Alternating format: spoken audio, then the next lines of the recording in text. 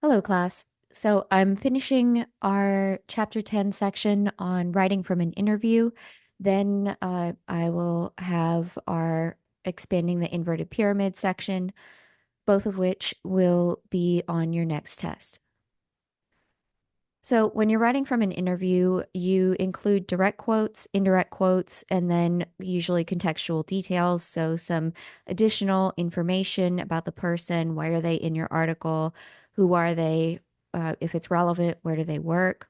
Or how do they otherwise relate to your story? Now, there is a different type of interview, of course, that happens in broadcasting, and that is on like radio or TV, where you'll see one or more people being interviewed by someone. A lot of times it looks like they're sitting around a coffee table, or you'll see them in podcasts where they're sitting around the studio and everyone is being asked questions about different topics. A lot of times when they're releasing a book or a new movie or something. Now, that format is different. That is not the same as the traditional print news style that we're talking about here.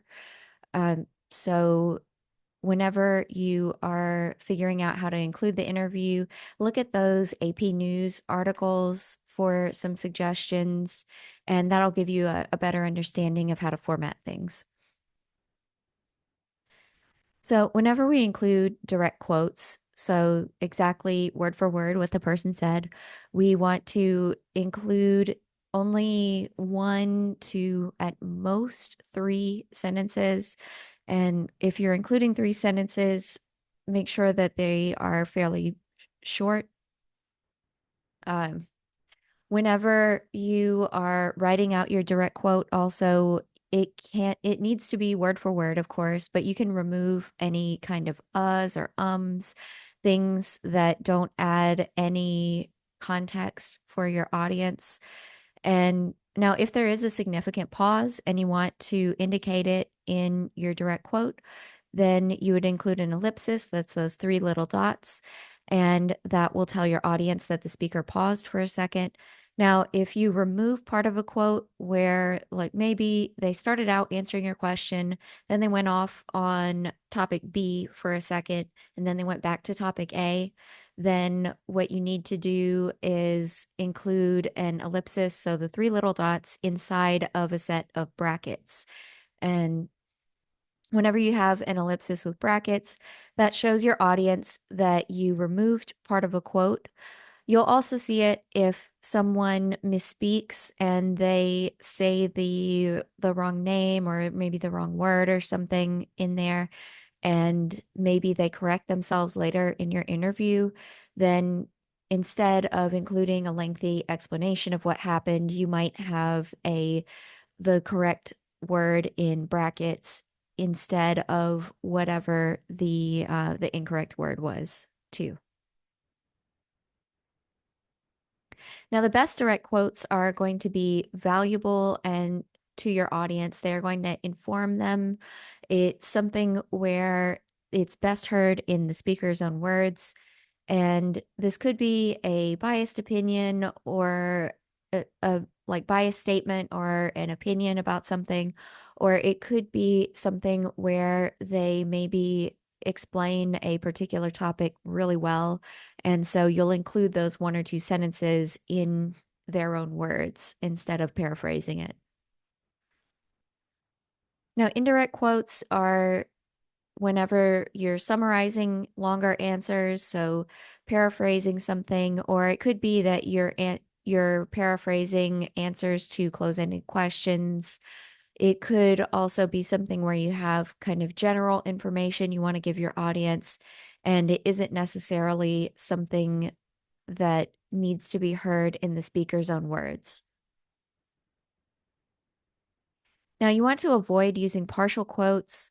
Partial quotes are whenever you quote, you use a direct quote to explain for one or two words, but you don't necessarily include the entire quote for your audience. And most of the time, there's a better way to do it, either by including a direct quote, summarizing the information or using a direct quote in a paraphrase quote pairing. Now, the paraphrase quote pairing is something where you include a some paraphrased information and then a full direct quote. Now, a partial quote example is available in the slideshow. You can see it. I do also have the full article listed in the speaker notes, and it's at the partial quote says Marques Brownlee published a video on Friday addressing the criticisms around Panels, his new wallpaper app, saying that he and the team, quote, failed on the price front, quote, end quote, at launch. So instead of including the full quote from Brownlee's video, the author chose to include this partial quote, and it probably would have been better to include the full direct quote about it and maybe a little explanation or just paraphrasing the whole thing. Now, a better paraphrase quote pairing where we have a full direct quote from someone after a kind of summary lead in is on here as well. And it says David Bushek, who directs the Haskin Shellfish Research Laboratory at Rucker, swears he's not hoping for a megastorm to come and show what his team's unit is made of, but he's not hoping for one. And then the direct quote begins, models are always imperfect. They're always a replica of something, close quote. He says, open quotes, they're not the real thing, close quotes. So you can see that they're kind of explaining the direct quote. They are not using the same language as the direct quote. They avoided using terms like models and replicas in their summary ahead of the direct quote, and instead explained what Bushek said during the interview, and then let him say it in his own words afterward. Now, in order to provide balanced coverage whenever you're writing a news story, you want to avoid excessively quoting one person in your story. So if you have one or two quotes from one side, then you want to have one or two quotes from the other side. And that way your audience has a more balanced idea of what's going on in the story. Now, which kind of quote should you avoid? That's right, the partial quote. Now, quote attribution. Some attributing words that you'll see whenever you read news stories or web articles, you'll see ones like said, testified, announced or stated, asked, and according to. Now, said is the one that you should use the most. It's the word of general attribution. It's the one where when you're asking, what did someone say? Well, they said such and such. So instead of saying stated, as some people tend to do, where they'll overuse the term stated, which actually refers to official proclamations. So maybe if there's an official statement from a company or an official press release type of thing, that would be an instance where you might use stated instead of said. But otherwise, you're going to use said whenever you're writing when you're writing from a quote and you want to say that someone said something. The other terms like testified refers to legal proceedings. Asked, of course, is the question version of said. And then when you say according to such and such, so for example, according to Rutgers, this is what happened. It is fine to use it that way, but sometimes whenever you're reading something, it might appear like you're saying, well, according to this person, this is what happened, but maybe you don't quite believe what they said type of situation. Something to think about whenever you're revising and rewriting your work. Now, whenever you're attributing quotes, of course, you need to include who said it. You also should indicate how they're related to your topic. So that could mean their title. It could mean where are they located? Where's their business located? It could be some other reason that they're related to your article.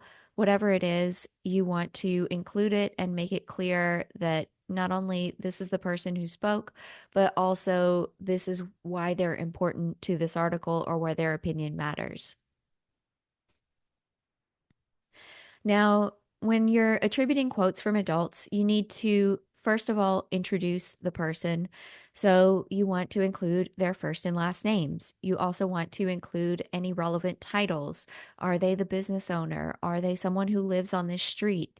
Are they someone affiliated with the company that's being investigated? Whatever it is, you need to explain how they're related to the story. Now, after you introduce them, you've said who they are, the second or future references, you can refer to them by their last name, and that's fine. You might want to include a first and last name once in a while to change it up, but for the most part, you would include first and last name when you introduce them, and then their last name after that point. Now, the first time, let's say we have someone named Aziz Ansari, and we'll say Aziz Ansari said such and such. Well, then the next time we mention them in the article, we would say in a previous interview, Ansari said this, or Ansari mentioned this other thing. Now, whenever we have quotes from children, this, of course, means anyone 17 and younger. Then we include their first and last name, assuming it's a story where we can include their information. And then every mention after the first one, you usually refer to them by their first name. For example, if we have a story about a spelling bee and we are talking about the child involved in it, we would say Claudio Domingo, a 10-year-old from Karen Crow Middle School, won this year's spelling bee. When asked about the win, Claudio said such and such. So for children 17 and younger, first and last name when you introduce them, and then their first name after that. And just like with adults, you also want to explain why you're interviewing this child. Why are they in your story? Now, there are some instances where you would not include a person's name. For example, if you are reporting on a domestic abuse situation, then usually you do not include any identifying information about who was involved there. So either the person who was allegedly being abused, or the person or any how they relate to the alleged abuser, you would exclude that kind of information. Um, and however, of course, you would probably, if you're reporting on it, you're probably mentioning who the alleged abuser was. Now, there are some instances where minors, so children 17 and younger or 16 and younger, are you are not including their information in a story. For example, if a school fire alarm is pulled and it turns out it was one of the students, then when you report on it, you would say that authorities have said that it's or school officials said it was one of the students who pulled the fire alarm and that there wasn't a fire at the school or an event or whatever. So that would be an instance where maybe there was a child involved, but you would not include their information. Now, whenever you are interviewing people, some people say they will only speak if they are allowed to remain anonymous. And anonymous sources can be very useful. Sometimes it's people who are within an industry and they recognize that something bad is going on and they want to tell people about it and get and let people know what's happening, but they don't want to include their name because they might lose their job. So in those types of cases, it would be okay to include information from anonymous sources. However, it is important to look for additional backup information that you can have on the record, whether it's some kind of document or additional interviews with other people who are willing to go on the record, whatever it is, something to corroborate the evidence. Remember, you want to make when you're writing a story, you don't want it to sound like you're just making stuff up. You want it to be believable for your audience. All right, question. Which word should you use the most when attributing a quote? Said, stated, or testified? That's right. The correct answer is said. Remember to use said or says if we are working in the present tense.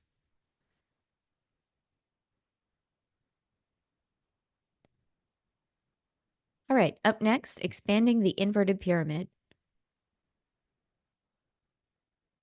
All right, let's get started expanding the inverted pyramid. Now, remember the inverted pyramid we covered in chapter 4. We were talking about basic media writing and kind of standard ways to put everything together. Of course, our most important information goes into our lead, then we support it with our body, and then we usually include some interesting or additional information in the tail.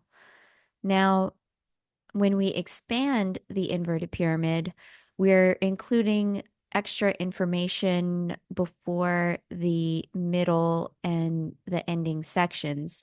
So the body and tail, we have start out with a lead, then we go into a bridge, then some background information, then the middle or body, and finally our end or the tail.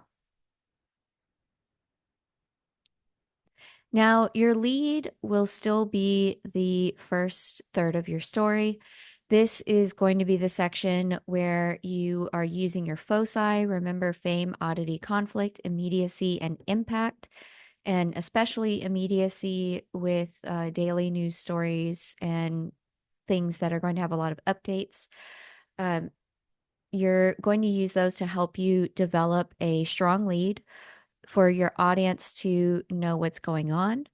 And then you are going to use that to help you set the stage for the rest of the story. Now, for your bridge, you're going to transition from your lead into your background information.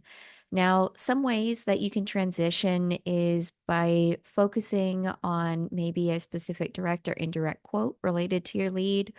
Or maybe if there are some whys or hows that weren't addressed in your lead or even aware, if you didn't get to that immediately in your lead, then you could use that to help you transition into your background.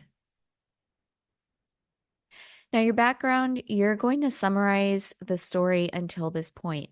So, when you talk about background information, you aren't going to include every single thing that was in the background. You're just going to include the highlights. Think about when you watch TV shows and like something like The Hills, where they include a previously on The Hills. They're going to explain what was going on. I think Below Deck and some other groups do that too. But anyway, if you've ever watched any of those kinds of shows, you'll remember how they'll highlight specific pieces of information that are relevant to what's happening right now in this episode. You're kind of doing the same thing when we're looking at the background. So you're summarizing your story for your audience, including the relevant background details for your audience to help them get up to speed and know what's going on. Now, the body or the middle section, you're going to continue developing your story. and include some more direct quotes, some summaries of information from some of your other sources. And maybe you'll have some opposing viewpoints in there too, depending on what kind of story you're covering. Or if they aren't opposing, maybe some additional views that weren't expressed already in the bridge or your lead. And then, of course, you'll have your end, your tail, where you're going to wrap everything up. And you want to try and develop a sense of closure with this ending. So use a call to action where you're maybe looking ahead to some additional details, or using a direct quote with that kind of summarizes the feeling of what's been happening. So a quote from one of your interviewees that really helps wrap up the piece. All right. Quiz time. What are the parts of the expanded inverted pyramid? That's right. It's the lead or the top, the bridge, the background, the middle or the body, and the end or the tail.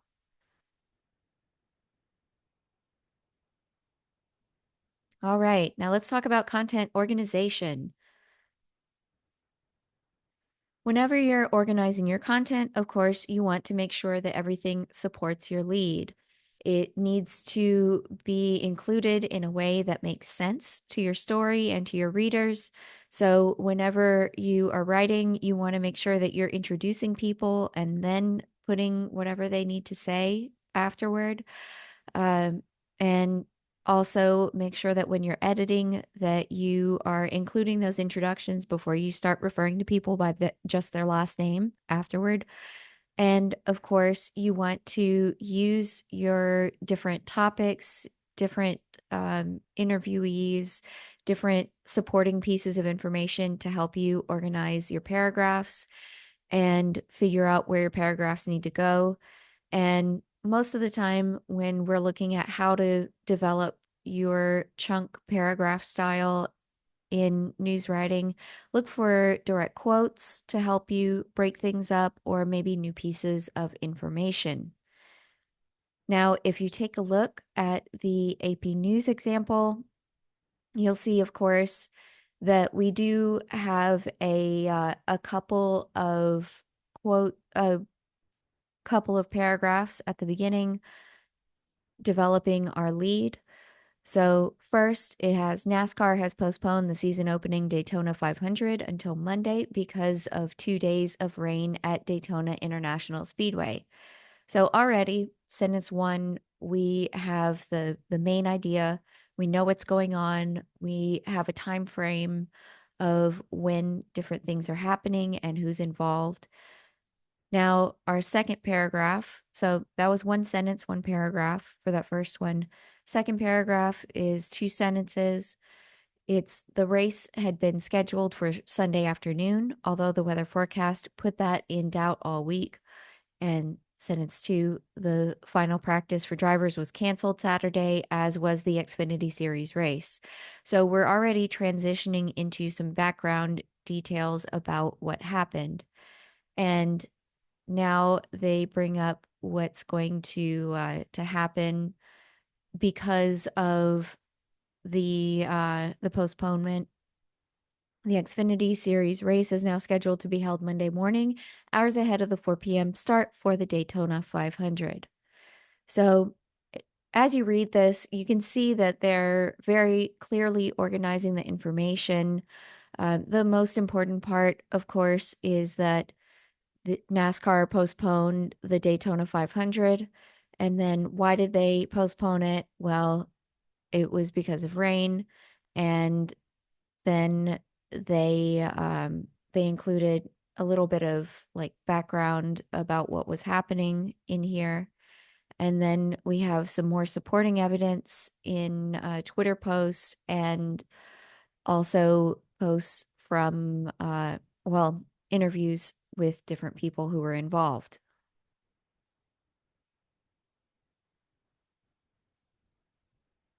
So, whenever you are developing your story, of course, put together your lead and then organize your information. Does it make sense? Does it help my audience understand what's going on? And of course, make you can use quotes or new information to help you develop your different paragraphs. Now, some content questions.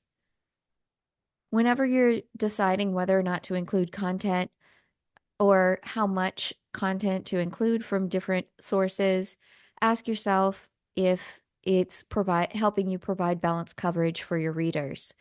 Now, are you giving them enough information for them to understand what's going on?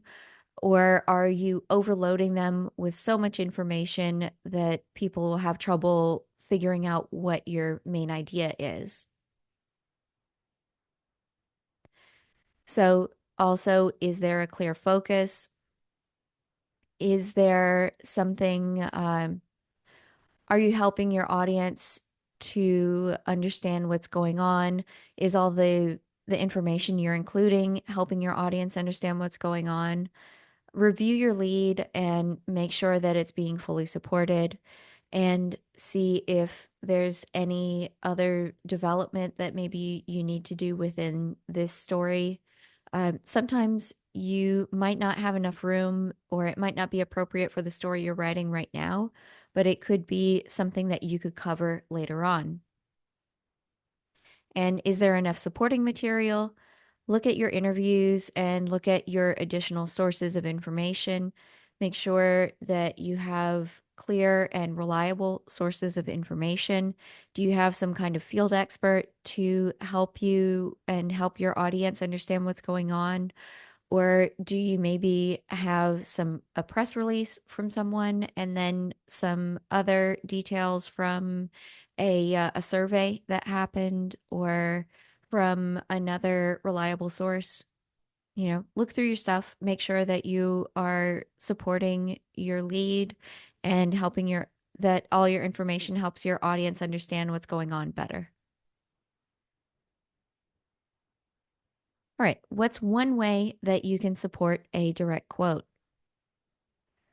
Well, whenever you're looking to support a direct quote, you want to maybe paraphrase some related interview information, or you can also paraphrase related references. See if maybe one of your other sources has enough information for you, and they'll be able to help you describe a particular event or introduce a topic to your audience. Now, let's take a quick grammar and AP style check. Whenever you're writing, you want to, of course, make sure that your subject and your verb agree. If you're unsure of what we're talking about, we're usually looking at things like maybe having a singular subject, singular verb, plural subject, plural verb, that kind of stuff. Um, or if you're writing, whenever you're writing, you want to make sure that in traditional news writing, we are writing in past tense, or if we are discussing an upcoming event, that you're using future tense. You also want to look for run-on sentences. Do you have your comma conjunction where it needs to be? Or maybe you need to separate that idea into two separate sentences because it's really one run-on sentence right now. You also want to look for sentence fragments. Now, these can happen where you have something called a comma splice too, remember? Where you're including a comma, but it isn't necessarily putting together. The comma is there, but it isn't working with a conjunction to make a compound sentence, or maybe you're including a comma where you don't need a comma in the sentence. Also, check to see if you're using the correct words, or if maybe you're missing words. A lot of times we're used to texting and sending sending things to people where we're assuming they know to include words like articles, a, and the. Make sure that you include those articles in there whenever you're writing. And also check your spelling. Now, remember, when we talk about AP style, we are looking at things like punctuation, spelling, titles, and of course, we have a few other categories in there too, like making sure that we're writing about proper nouns correctly, etc.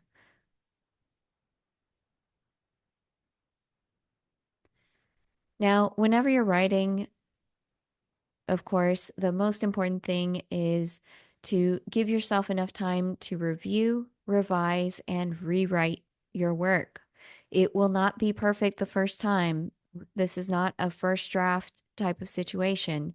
You need to go in there and review your information and make sure that you are following those style book guidelines and also that your grammar and punctuation are where they need to be. Also, make sure that you are supporting your lead, that everything is there, and you will be good to go. So once you're done reviewing, revising, and rewriting, then you will turn in your article. All right, your homework. Remember to review at minimum the key terms for chapters 9 and 10. Also, look at the main ideas in each of those chapters, and that will help you for the upcoming group Jeopardy as well as the next test. All right, that's it for today. I will see you in class. Bye.